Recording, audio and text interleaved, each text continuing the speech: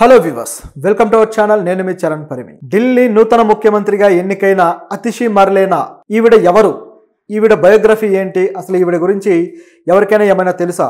ఇప్పుడు ఒకసారిగా గూగుల్లో ఈవిడ ట్రెండింగ్ అయిపోయారు. అందరూ అతిషి మర్లేనా ఎవరు అని చెప్పేసి వెతకడం మొదలుపెట్టారు. సో ఆవిడ గురించి, ఆవిడ బయోగ్రఫీ ఏంటి, ఆవిడ రాజకీయాల్లో ముఖ్యమంత్రి స్థాయికి ఏ విధంగా ఎదిగారు అనేది మనం ఒకసారి చూద్దాం. అతిషి మర్లేనా ఆవిడ ఆప్లో ఇప్పుడున్న నేతల్లో కీలకమైన నేత. ఎప్పుడైతే కేజ్రీవాల్ అరెస్ట్ అయ్యారో, అరెస్ట్ అయిన తర్వాత నిరసనల్లో భాగంగా అతిషి మర్లేనా ముందుకు వచ్చి ఆప్ పార్టీని నడిపించారు.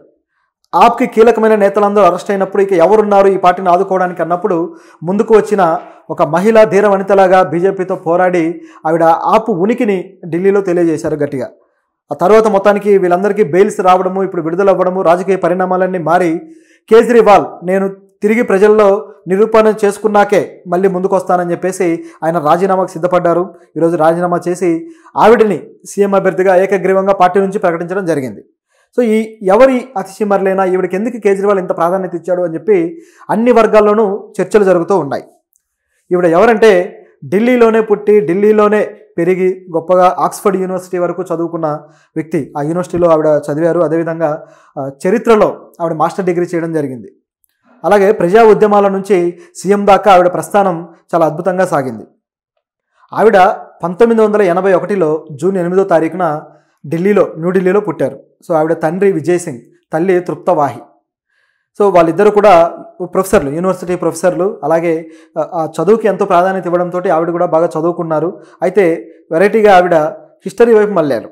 ఆవిడ చదువు కూడా నిజానికి ఈ మధ్య కాలంలో అంటే గత 20 ఏళ్లలో చదువులన్నీ కూడా ఎలా సాగాయంటే అయితే డాక్టర్ లేకపోతే ఇంజనీర్, ఈ రెండు ప్రొఫెషన్సే ఎక్కువగా ఉండేవి. కానీ ఆవిడ డిఫరెంట్గా ఎంచుకున్నారనమాట. సో అట్లా ఆవిడ మొదటగా ఎలిమెంటరీ స్కూల్ కూడా ఢిల్లీలోనే చదవడం జరిగింది. ఆ తర్వాత కాలేజీ ఎడ్యుకేషన్ వచ్చేసి సెయింట్ స్టీఫెన్స్ కాలేజీలో ఆవిడ డిగ్రీ పూర్తి చేశారు. ఆ తర్వాత ఆక్స్ఫర్డ్ యూనివర్సిటీలో ఆవిడ చరిత్రలో మాస్టర్స్ చేశారు. అది చేసిన తర్వాత తిరిగి ఢిల్లీ వచ్చాక ఆవిడ ఇక్కడ తన రాజకీయ ప్రస్థానాన్ని మొదలుపెట్టారు. ఎప్పుడైతే 2013లో ఆప్ పార్టీ మొట్టమొదటిసారి పార్టీ ఏర్పడి రాజకీయాల్లో తన హవాని మొదలుపెట్టిందో అప్పుడే ఆవిడ కూడా ఆప్ పార్టీలో చేరడం జరిగింది. అప్పటికే ఆవిడ ప్రజా ఉద్యమాల్లో ఢిల్లీలో కొన్ని విషయాల్లో ఆవిడ కీలకంగా చేస్తూ వచ్చారు. ఢిల్లీలో నీటి సమస్యలు కావచ్చు, అనేకమైన విషయాల మీద ఆవిడ పోరాడుతూ వచ్చి ఇక్కడ ఈ పార్టీలో జాయిన్ అవ్వడం జరిగింది. జాయిన్ అయిన తర్వాత ఆవిడ ఈ మేనిఫెస్టో రూపకల్పనలో తన నాలెడ్జ్ని అలాగే తన ఐడియాస్ని పెట్టి రూపొందించడంలో కీలకమైన పాత్ర పోషించారు.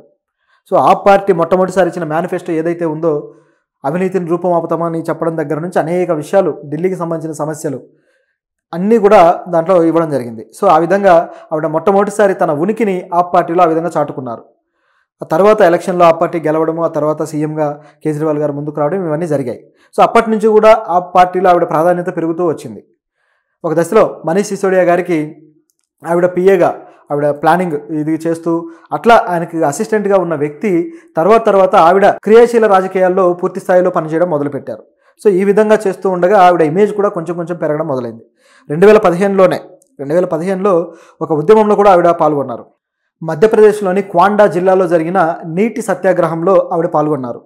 సో అక్కడ నీటి సమస్యలు ఏవైతే ఉన్నాయో వాటికి సంబంధించి ప్రభుత్వాన్ని గట్టిగా ప్రశ్నించడం అప్పటి నుంచి ఆవిడ మొదలుపెట్టారు. సో ఇందులో ఆప్ పార్టీకి సంబంధించిన కీలకమైన నేత ఒకరు ఈ ఉద్యమాన్ని లేవదీశారు. దాంట్లో ఆవిడ యాక్టివ్గా పాల్గొనడం జరిగింది. సో ఆ నేత వచ్చేసి అలోక్ అగర్వాల్. సో ఆయనతో పాటు ఆ ఉద్యమంలో ఆవిడ పాల్గొన్నారు. ఆ తర్వాత 2019లో ఆవిడ పూర్తిగా క్రియాశీల రాజకీయాల్లో తన ప్రస్థానాన్ని మొదలుపెట్టి ఆవిడ ఎంపీగా పోటీ చేశారు. తూర్పు ఢిల్లీలో ఎంపీగా పోటీ చేస్తే అప్పుడు ఆవిడకి ఆపోజిట్గా బీజేపీ తరపు నుంచి గౌతమ్ గంభీర్ పోటీ చేశారు. Famous Indian cricketer, opener, batsmen. So అతను తనకు చాలా ఇమేజ్ కూడా ఉంది. ఎందుకంటే వరల్డ్ కప్ గెలిచిన టీంలో అతను ఫైనల్లో అద్భుతమైన మ్యాచ్ ఆడిన వ్యక్తి. సో అలా ఆయనకి ఇమేజ్ బాగా ఎక్కువ ఉండటం వల్ల ప్రజల్లో ఆవిడ ఓడిపోవడం జరిగింది. ఆ ఓటమి కూడా బాగా దారుణంగా ఉంది. దాదాపు 4.5 లక్షల ఓట్ల తేడాతో ఆవిడ ఓడిపోయింది. సో అట్లా ఆవిడ మొదటి ప్రస్థానం కొద్దిగా ఫెయిల్యూర్తో స్టార్ట్ అయిందని చెప్పొచ్చు. ఆ తర్వాత మళ్ళీ తిరిగి ఆప్ ఎలక్షన్స్లో 2020లో ఈ అసెంబ్లీ ఎలక్షన్స్ జరిగాయి ఢిల్లీకి. సో ఆ జరిగినప్పుడు ఆవిడ దక్షిణ ఢిల్లీలోని కల్కాజీ ప్రాంతం నుంచి ఆవిడ ఎమ్మెల్యేగా పోటీ చేశారు. పోటీ చేసి మంచి మెజారిటీతో ఆవిడ గెలవడం జరిగింది. సో అంటే మొదటిసారి ఇప్పుడు ఉన్న పరిస్థితుల్లో ఆవిడ మొదటిసారి ఎమ్మెల్యేగా గెలిచి ఆ గెలిచిన మొదటి టర్మ్లోనే ఆవిడ ఇప్పుడు సీఎం అవుతున్నారు అనుకోవాలి. ఏ వ్యక్తికి కూడా రాజకీయాల్లో ఇటువంటి ప్రస్థానం అయితే ఉండదు. అంటే పార్టీని స్థాపించిన వాళ్ళకి సాధ్యమవుతుందేమో కానీ అలా కాకుండా పార్టీలో ఒక సభ్యులుగా ఉండి మొదటిసారి గెలిచిన ఎమ్మెల్యే ఇప్పుడు సీఎం కావడం అనేది చాలా అరుదైన విషయం. కాబట్టి దీన్ని చాలా ఘనంగా చెప్పుకోవాల్సిన పరిస్థితి ఉంది. అలాగే ఈవిడ పోరాటాలు కూడా గమనించి చూస్తే ఆవిడ యాక్చువల్గా ప్రస్తుతానికి దాదాపు 11 శాఖలకి మంత్రిగా ఉన్నారని చెప్పేసి మనం ఆల్రెడీ చెప్పుకున్నాం. ఇందులో ఆ విద్యాశాఖకు సంబంధించి ఆవిడ మంత్రిగా ఉన్నారు. సో ఢిల్లీలో ప్రభుత్వ పాఠశాలలు ఏవైతే ఉన్నాయో ఆ పాఠశాలల రూపురేఖలన్నీ మార్చడానికి ఆవిడ తీవ్రంగా కష్టపడి ఒక రూపురేఖలు అయితే మార్చారు. ఈ విషయంలో ఆవిడకైతే క్రెడిట్ ఇవ్వాల్సిందే. అదేవిధంగా నీటి సమస్య కూడా, ఢిల్లీలో నీటి సమస్య అలాగే వాయు కాలుష్యం అన్నీ కూడా విపరీతంగా ఉంటాయి. సో ఈ నీటి సమస్య విషయంలో బీజేపీ తోటి ఇప్పటికీ కూడా పోరాడుతూ ఉన్నారు. ఈ పోరాటంలో ఆవిడ చాలా కీలకంగా వ్యవహరిస్తూ వచ్చారు. అలాగే హర్యానా ప్రభుత్వంతో కూడా, ఎందుకంటే హర్యానా నుంచి వచ్చే వాటర్ సోర్సెస్ ఏవైతే ఉన్నాయో ఇవి ఢిల్లీకి సమంగా పంపించండి, మా వాటా మాకు ఇవ్వండి అని చెప్పేసి ఆ ప్రభుత్వంతో కూడా పోరాడుతున్నారు. నిజానికి అక్కడ కూడా బీజేపీ ఉంది. సో ఇది ఇక్కడ ఉన్న పరిస్థితి. కాబట్టే హర్యానాలో ఆప్ ఎలాగైనా బీజేపీని గద్దె దించి గద్దె ఎక్కాలి అని చెప్పేసి ఇప్పుడు కేజ్రీవాల్ కూడా ప్లాన్ చేస్తున్నాడు. కాబట్టి అక్కడ ఫోకస్ చేయడానికి ఇక్కడ రాజీనామా చేసి ఒక్కసారిగా తన స్ట్రాటజీసే మార్చేస్తున్నాడు అనమాట. ఇందులో భాగంగా అతిశి అయితే ఇప్పుడు సీఎం అవడం జరిగింది. అయితే ఈవిడ నిజానికి ఈ రాజకీయాల్లోకి రాకముందు కొన్ని స్వచ్ఛంద సంస్థలతో కలిసి పనిచేసేటప్పుడు మన ఆంధ్రప్రదేశ్తో కూడా ఆవిడకు ఒక అనుబంధం అయితే ఏర్పడింది. అదేంటంటే ఆవిడ ఆంధ్రప్రదేశ్లో ఉన్న అనంతపురం దగ్గరలో ఉన్న రిషి వ్యాలీ స్కూల్, ఆ స్కూల్లో ఆవిడ పాఠాలు కూడా బోధించారు. సో ఆ స్కూల్ అనేది చాలా ప్రతిష్టాత్మకమైన స్కూల్. అక్కడ చాలా సెలెక్టివ్గా వెళ్ళి చదువుకుంటుంటారు. కాబట్టి ఆ స్కూల్కున్న ఇమేజ్ జాతీయ స్థాయిలో ఉంది. సో ఆవిడ అక్కడ విద్యార్థులకు కూడా పాఠాలు చెప్పి ఆంధ్రప్రదేశ్ తోటి ఆవిడ కూడా ఒక కనెక్షన్ ఉందనేది ఇక్కడ మనకు కనిపిస్తున్న అంశం. సో ఇప్పుడు ఈవిడ కేజ్రీవాల్కి ప్రత్యామ్నాయంగా ఏ విధంగా పరిపాలన అందించబోతున్నారు, తమ ప్రభుత్వం మీద పడిన మరకను ఎలా కడగబోతున్నారు అనేది ఆసక్తికరంగా ఉంది. ఎందుకంటే ఈ ముద్ర అనేది, అవినీతి ముద్ర అనేది కేవలం కేజ్రీవాల్ మీద పడ్డట్టు కాదు, మొత్తం ఆ పార్టీ మీదనే పడినట్టు. ఎందుకంటే పార్టీ నాయకులు అనేక మంది అరెస్టులు అయి ఉన్నారు.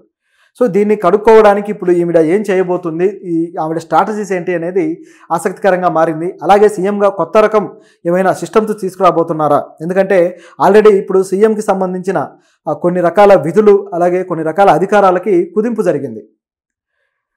గవర్నర్, లెఫ్టినెంట్ గవర్నర్కి అధికారాలు పెంచుతూ కొత్తగా ఒక పథకం జీవో అయితే వచ్చింది. సో ఈ జీవోలో భాగంగా ఈయనకి అధికారాలు పెరిగాయి, అలాగే సీఎంకి అధికారాలు తగ్గాయి. సో ఇందులో ఇప్పుడు ఈ కాన్ఫ్లిక్ట్ని ఏ విధంగా డీల్ చేయబోతున్నారు అనేది కూడా ఆసక్తికరంగా ఉంది. సో ఏం జరుగుతుందనేది ఇప్పుడు చూద్దాం. అయితే ఆప్ నుంచి వచ్చిన ఈ మహిళా సీఎం అద్భుతంగా పరిపాలించి ఆవిడ స్ట్రాటజీస్ కావచ్చు, కేజ్రీవాల్ ఆవిడ మీద పెట్టుకున్న నమ్మకాన్ని నిలబెడుతుందో లేదో చూడాలి.